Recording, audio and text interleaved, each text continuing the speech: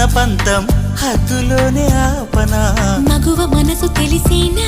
మగజాతికి మొగలి మొనలు తగిలేనా లేత సోయగానికి కూత దేనికి